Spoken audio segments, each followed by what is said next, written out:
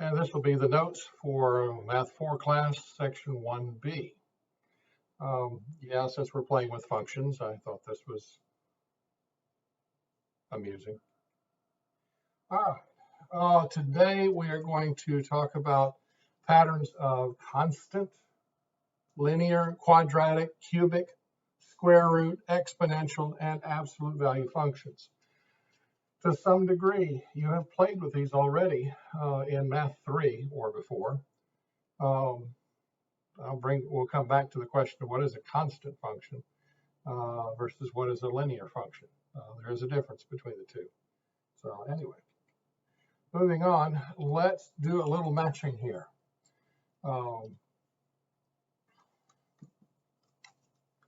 Let's see, for starters, the quadratic should be fairly obvious. The cubic should be fairly obvious. That was G.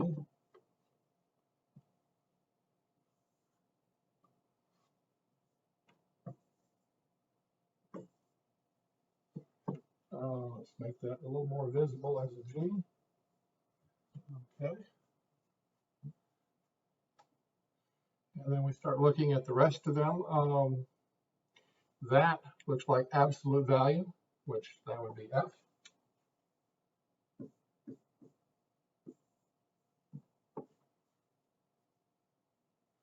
That has a square root in front of it here on the end.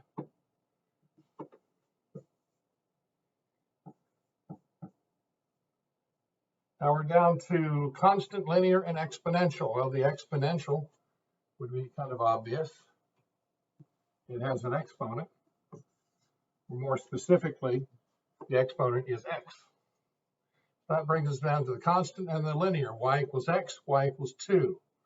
Well, constant means that it doesn't change. That sounds like y equals 2. This is actually a horizontal line where y is 2 on the y-axis, and it's horizontal right across that. And that leaves us with linear for B, for y equals x.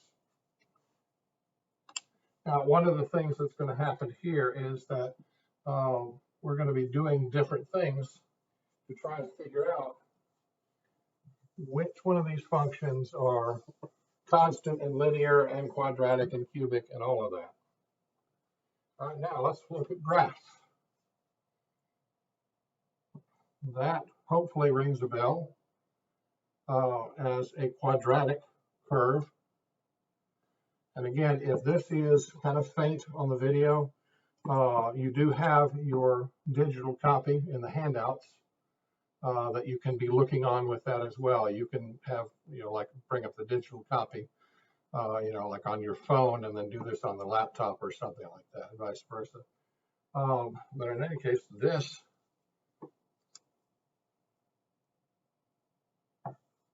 is the quadratic. That is actually what the cubic looks like. The y equals x cubed does that. It's like it's a parabola on one side, but then it flips down on the other side. That's what x cubed does. So that would be cubic, which is G. This one is what a absolute value graph is going to look like.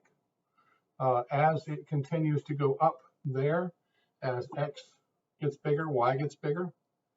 But as x gets lower, you think about the absolute value, that, like the absolute value of -2 is +2. The more you go lower with this, the bigger those numbers are going to get. Absolute value of -10 is going to be 10. It's going to keep growing. So yeah, this is what an absolute value is going to look like. And then that guy over there, if you were paying attention in Math 3, you should have been introduced to that as your square root curve, because it only behaves above, you can't have the square root of a negative number. So it's only from 0 and up as far as a parent function. That is E for this guy. Those are your first 4. And then we'll switch to the last few. Yeah, there were only 3.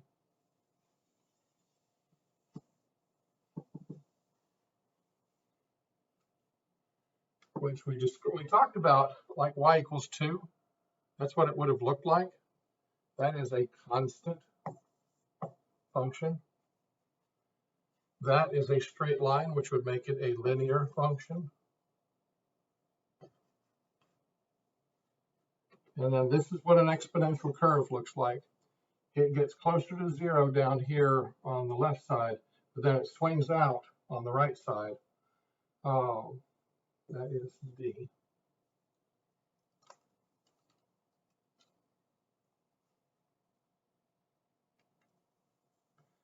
Okay, now this last set, you probably are going to need that graph or the handout on something separate, because I don't know that you'll be able to see a whole lot of this other than what I write. And what's going on with these charts? We're having to take these charts of numbers and figure out which one is a constant relationship, which one is a linear relationship. And we got to look at what's happening as the x's go up, what's happening to the y's. And that's going to tell us which graph we're looking at. Now, when I look at the first one, it goes from -3, -2, -1, 0, 1, 2, 3.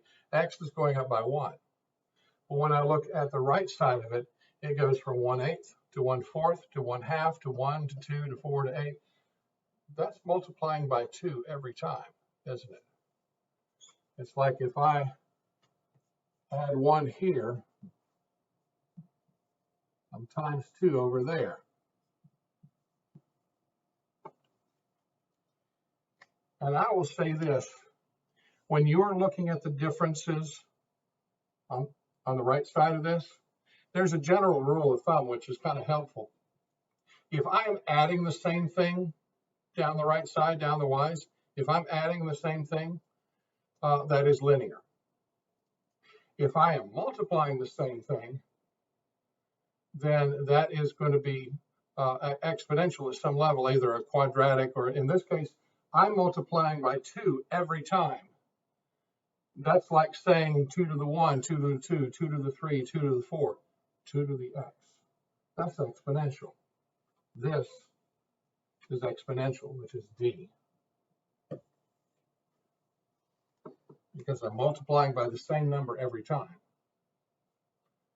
Now, when I watch what's happening here in the second one, my y's are only going up by 1, 0, 1, 2, 3, 4, 5, but my x's are going up 1, 4, 9, 16, 25.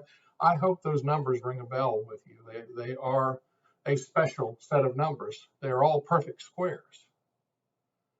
Now, we have to be careful here, because the question is, when I do this to x, y is the result. Now, what's happening here is that every number that's on the right is being squared on the left. We have to watch what order this comes in. The real question is, what am I doing to the set on the left that's creating the set on the right? What am I doing to the 25 that gives me a 5? What am I doing to the 16 that gives me a 4? That's square root, isn't it? It's the other way. That is E. Because the x's are getting bigger, and the y's are just simply going up 1, 2, 3, 4, 5. We're undoing the square, as it were, when we go from x to y. All right, now the third one is a curious pattern. The x's are all 1s, -3, -2, -1, 0, 1, 2, 3. But as I go through the y's, it's 9, then 4, then 1, then 0, then 1, then 4, then 9. That's y values. That means that it's doing this kind of a number here. It's shaping like a V. And if that's going to happen, that's what we recognize as absolute value. Because the absolute value of 3, if I square that, that's 9. The absolute value of 2, if I square that, is 4. Wait a minute now. Think about what I just said. If I square it, it's 9. If I square it, it's 4. X squared. If I say x squared, it doesn't matter whether it's positive or negative, isn't it? So instead of doing a v, it's actually doing a parabola, isn't it? That is quadratic. That is C. All right, what's going on with the last set over here is that as I am going from -3, -2, -1, 0, 1, 2, 3, the y's are always 2. Well, stop and think about what that would look like on a graph. If y was always 2, -3, 2, -2, 2, -1, 2, that's going to be moving along horizontally where y is 2. It will always be y. That sounds like a constant. Y is always 2. All right, there are those 4. And then we got a few more left.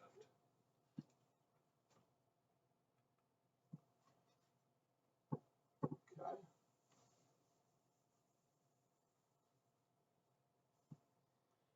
All right, this one,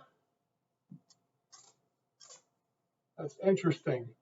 Whatever x is doing, y is doing exactly the same thing. You stop and think about, if I were to plot this, what would it look like? I'd have -3, 3, -2, 2, -1, 1, 0, 0, 1, 1, 2, 2, 3, 3. I'm going diagonally like that. That's a straight line. That's a linear function. Now this is the guy, we were talking about that V pattern, but then we noticed that the numbers were squared. This time it is straight up. Absolute value of -3 is 3. Absolute value of -2 is 2. Absolute value of 1 is 1. And then we have 1, 2, and 3 coming up the other side. This is truly making a V rather than a parabola. This is the absolute value, which is F. And then the guys at the end. I'm hoping that numbers like 27 and 8 ring a bell. Those are cubes. 2 cubed is 8.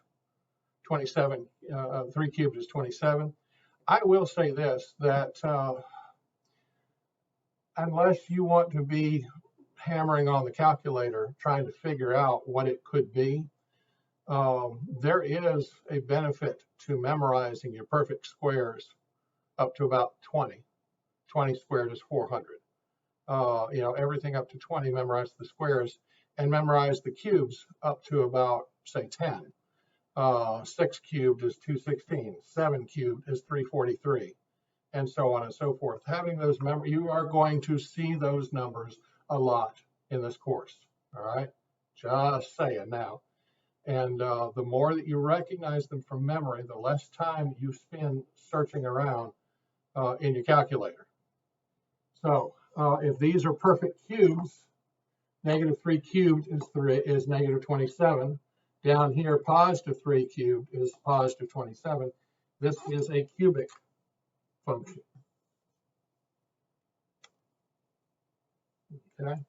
Now, what your homework is going to ask you to do, the worksheet, is going to ask you to graph most of these and then go through the full line of domain, range, increasing, decreasing, all of that.